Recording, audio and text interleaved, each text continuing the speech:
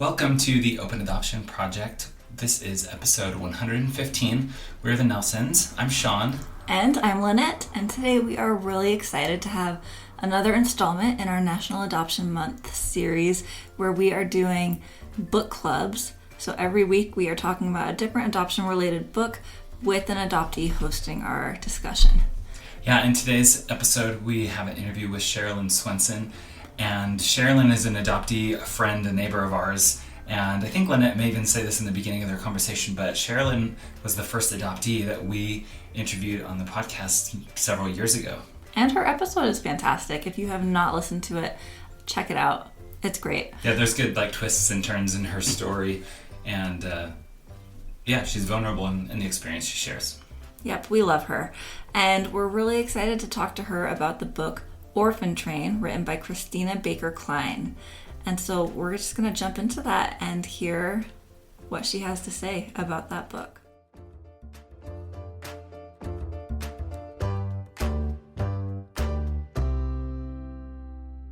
So we are here on the podcast with Sherilyn Swenson, and we're going to talk about the book Orphan Train by Christina Baker Klein.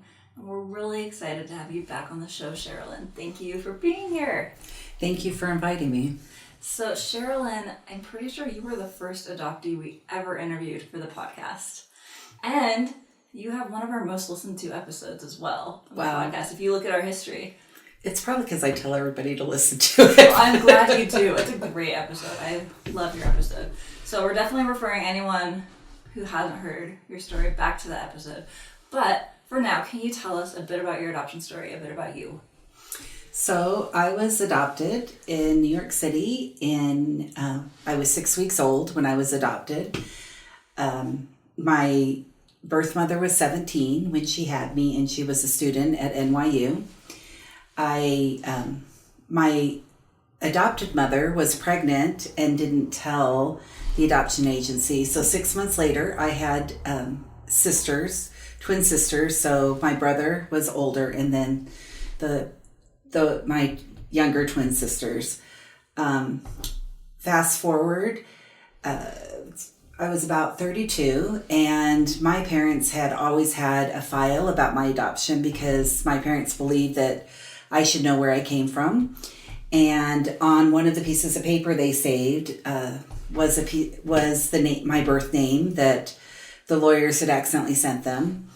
And so I had a friend who was helping her husband find his birth mother, and she was having a hard time because it was a very common name.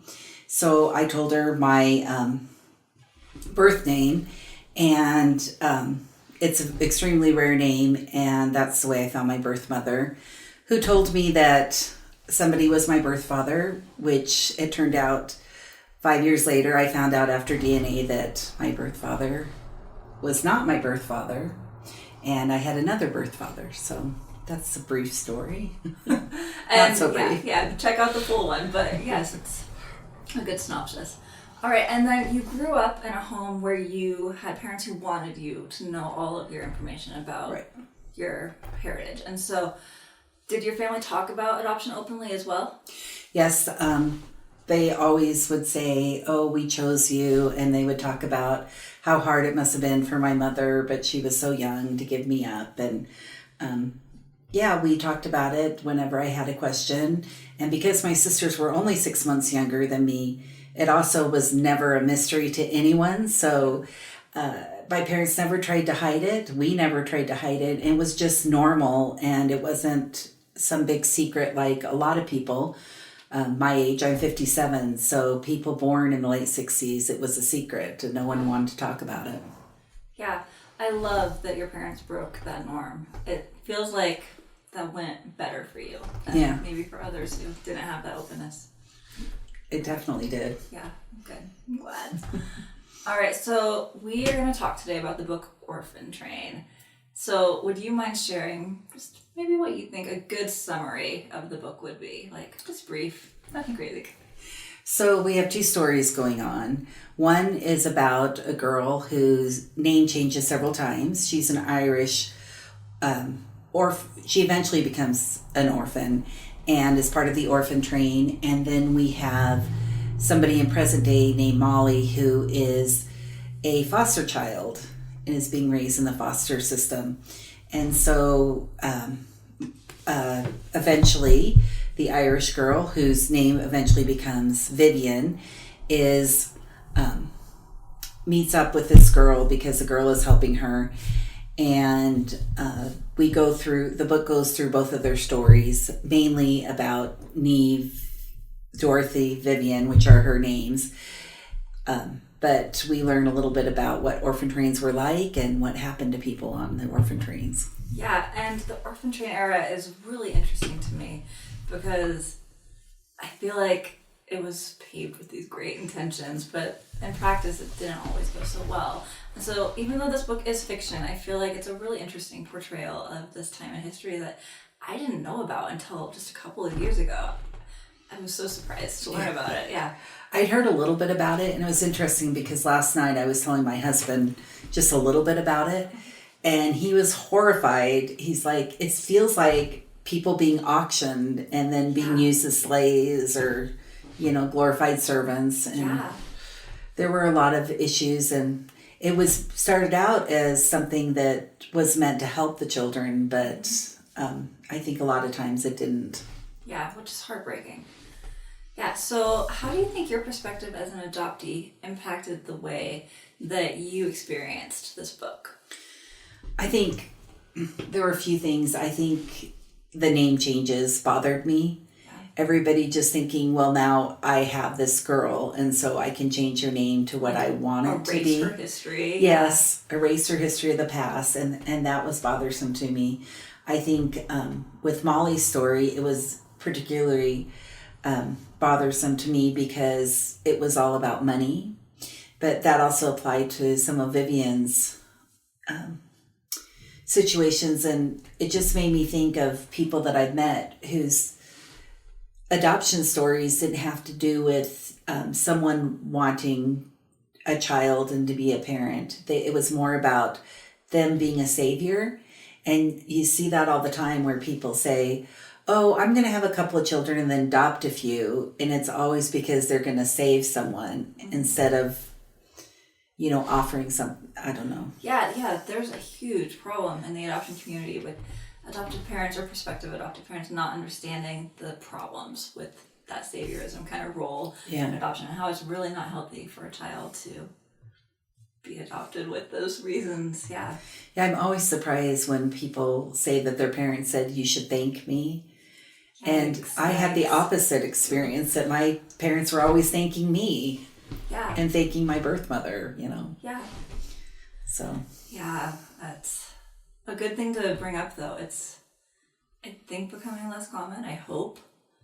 But I hope that people are recognizing that that's not a healthy thing to put on any child. Yeah. I also think in this book, you see the different situations that adopted children can go into. Yeah. And for me, it's always a struggle when I hear people talk about their situations to kind of figure out how much of it is normal, that we just grow up and we all have lives that have crazy things that happen to us. We have trauma, and how much of it is based on the fact that we're adopted. Trying to figure that out is always interesting read to me. So interesting, and probably impossible to completely know, but really an interesting thing to bring up. I have heard a lot of people talking recently about how in adoption it's a different life, right? Like you're not getting a better life necessarily, but it's a different life. Right. And just recognizing that we really can't ever know.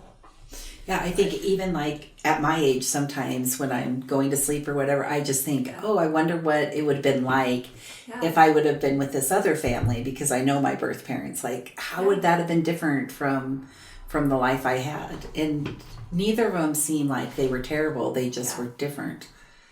And I think that's how things often are. It's just so gray that it's hard to have a definitive black and white where it's like, oh yeah, this is definitely better. It's just so hard to know. Right. Yeah. All right. So the minister in New York City who started the orphan train movement, his name was Charles Loring Brace.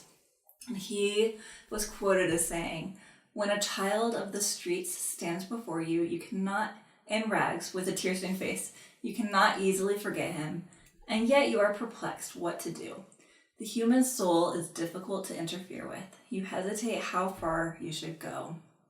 So based on what you know about orphan trains, how do you feel? Like, do you feel like it went too far? This movement trying to help these kids who were without homes? What could have been done better? I think one of the differences from what we have today is that homes are studied. Yeah. And it's not just drop a child off and see, oh, who shows up, and we don't know what their intentions are. Because throughout this book, you see how there are different parents that have different intentions for the children and different home lives. And I think that's a little bit different today.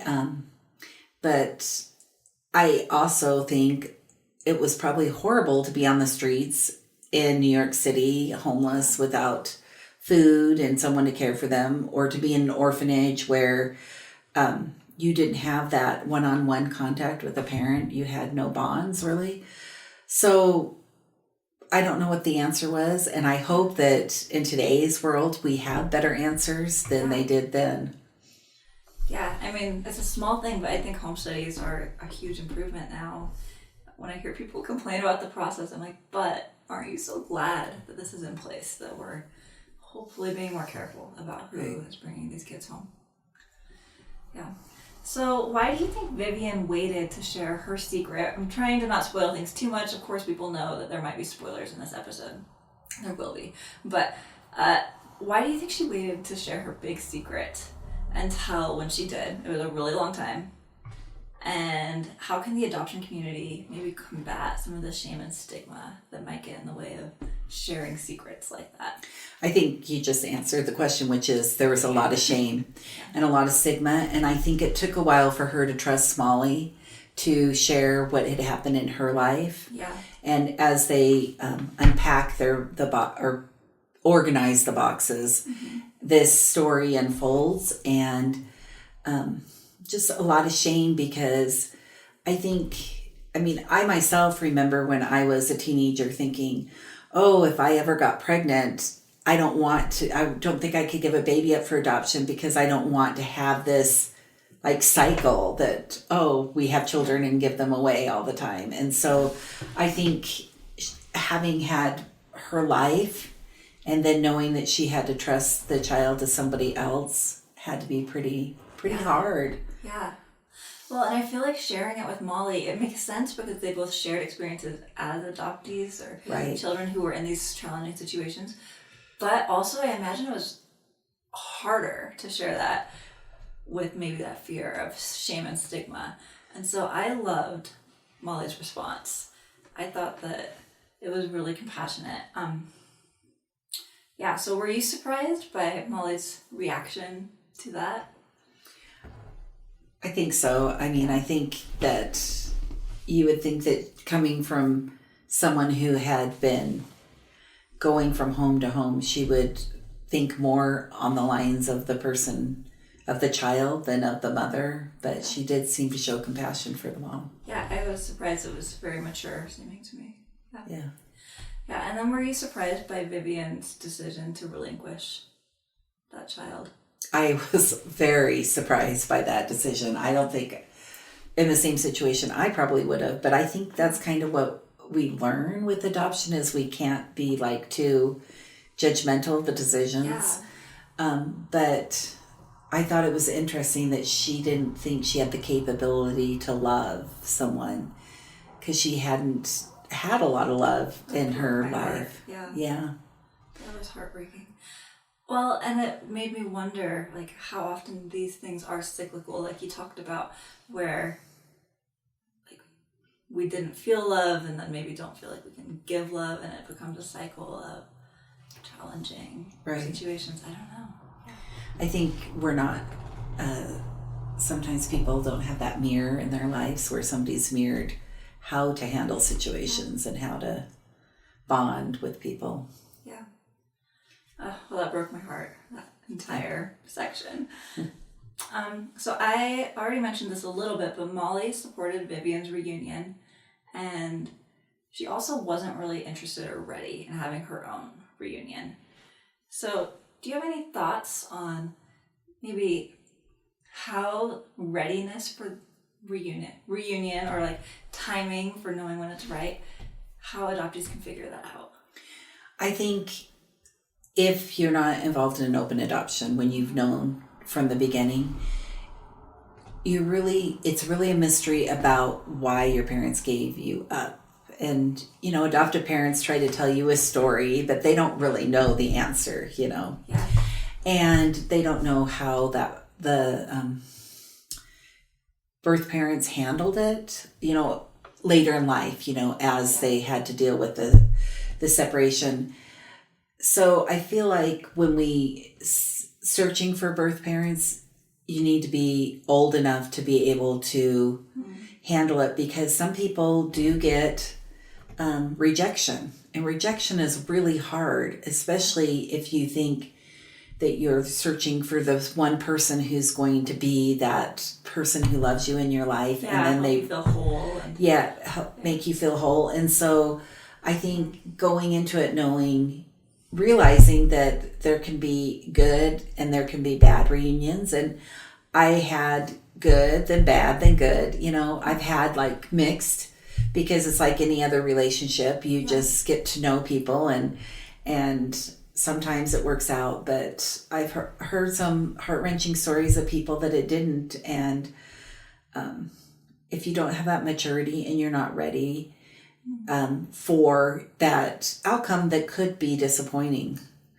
I also understand, though, at least having medical histories and things like that are important too. Yeah, it's such a challenging thing to navigate. And I agree. I think that it was really mature that Molly recognized maybe she wasn't quite ready for that. And we don't know, maybe that's down the road she will be. Yeah. So I would love to talk more about communication and adoptive families and how that can impact an adoptee's experience.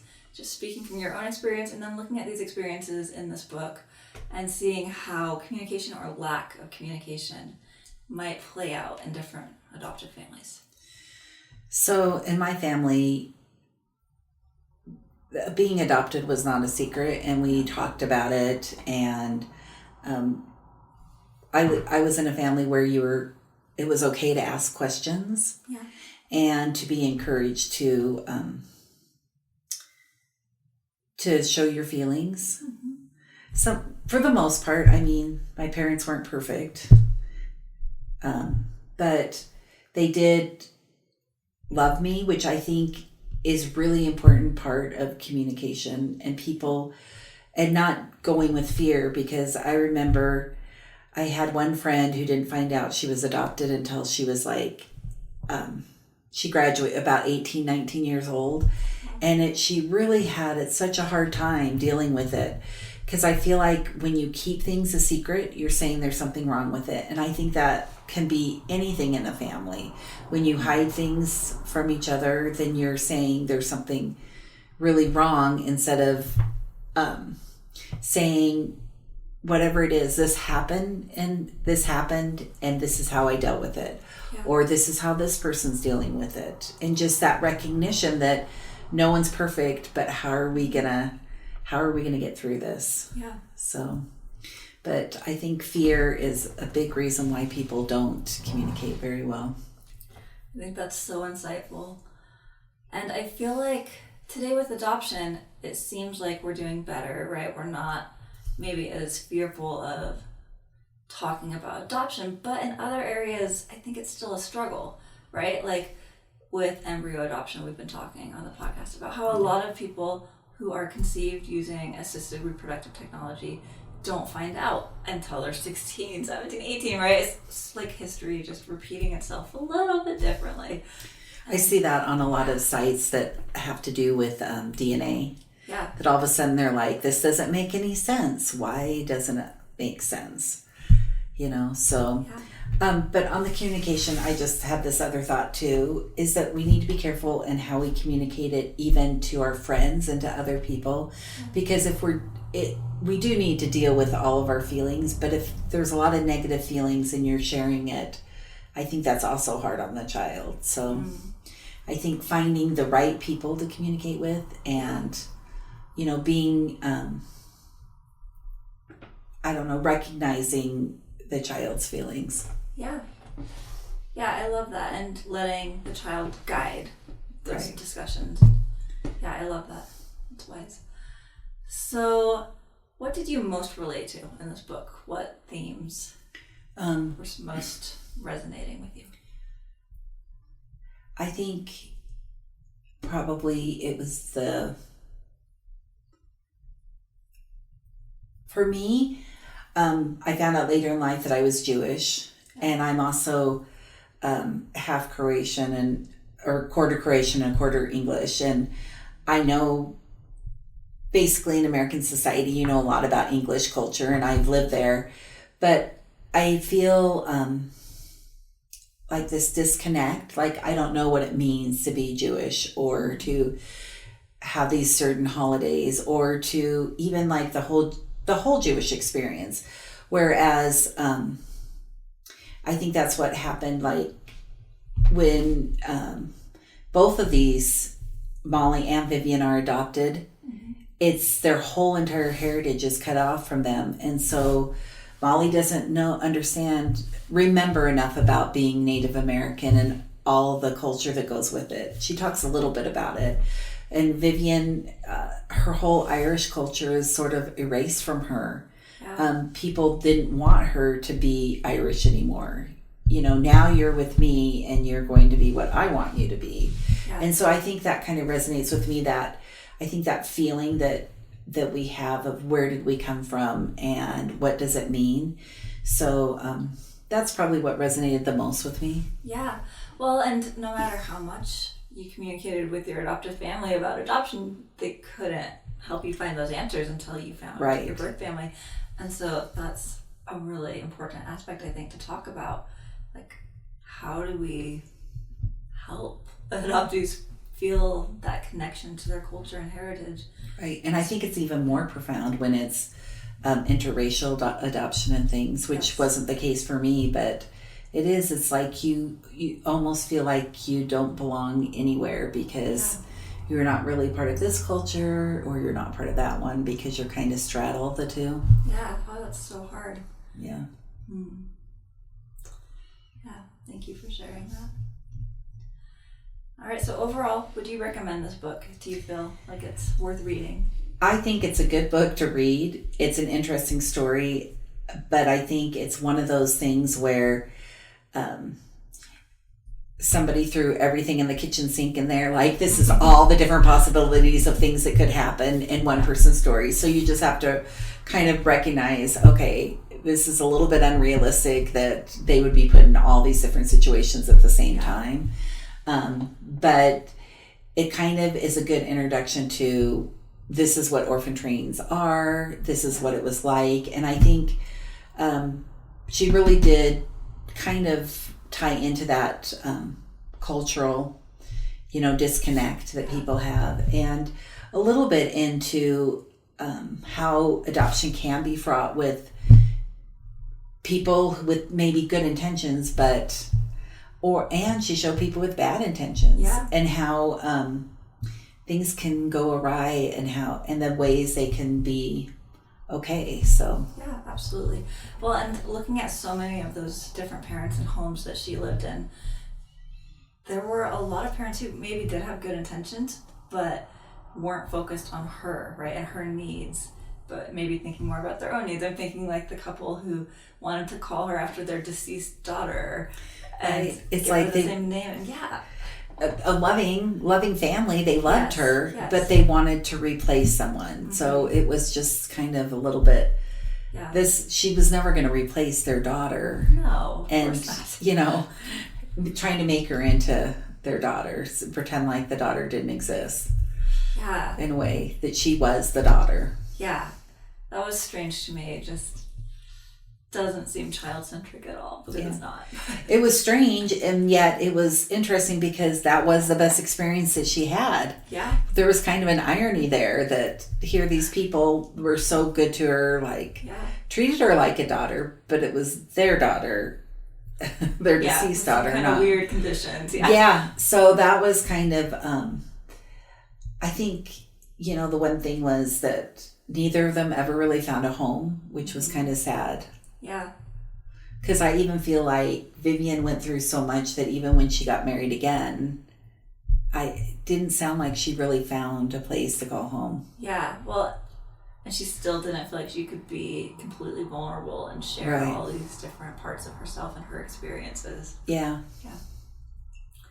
Yeah, really interesting. So the author, I believe, wrote this book after finding out that her husband's grandfather was one of the children who rode the Orphan train. Mm-hmm. I thought that was an interesting connection to this. And I'm pretty sure she drew heavily upon this book by Andrea Warren called Orphan Train Rider. And it focuses on a boy named Lee Nailing and his experience riding the Orphan train. And you can see that if you read that book, that she probably drew a little heavily from these kids' experiences. Yeah. Right, because she didn't experience it, so that's the only thing. I think that's pretty much true of historical fiction. Yeah. You've just got to remember it's fiction. Yes. It's not the truth. If you really want to know what happened, there's some accounts. You can get a little closer to by reading a nonfiction book. But, yes. So. But I felt like that was a pretty good a stepping stone to just to learn a little bit about it, and then if you want to learn more, So absolutely, I agree. All right, so do you have any big takeaways for the adoption community based on this book? I think it's what we talked about, which is be cognizant of where people come from, communicate, try to just make it a joyful occasion and not something to hide or be secretive about. I love that. I think that's great. All right. Well, thank you so much for being here today and for sharing with us. Thank you. Well, we just want to give a huge thanks to Sherilyn again for being with us and sharing her experience related to the Orphan train. Yes, I really enjoyed our conversation and really appreciate her teaching and helping us learn as we try to become better and more informed about adoption. So thank you so much for being with us for this episode. Just a couple of quick announcements. If you are an adoptee or a birth parent and you'd like to share some of your experiences and your thoughts with us on the podcast, we would love to hear from you. You can reach out to us at openadoptionproject@gmail.com or on Instagram, we're at openadoptionproject. And again, we love hearing from adoptees and birth parents. If you want to share your story, we want to share it. Thank you. And to hopeful adoptive parents or recent adoptive parents, just a quick announcement that Lynette's guide that she wrote for adoptive parents and openness has been expanded, and we've added 5 new chapters, about 50 new pages of content that is kind of a summation of what we've learned as adoptive parents, interviewing many adoptees and birth parents, and also considering literature and data that has been shared about adoption. So it's a great resource. It's available also on our website at openadoptionproject.org, and it's very reasonably priced. All the proceeds from the guide go back into the podcast so we can keep producing. Yep, it just supports us sharing adoptee and birth parent experiences, which is really our whole goal here. So thank you so much for being here with us, for helping us as we continue listening and learning.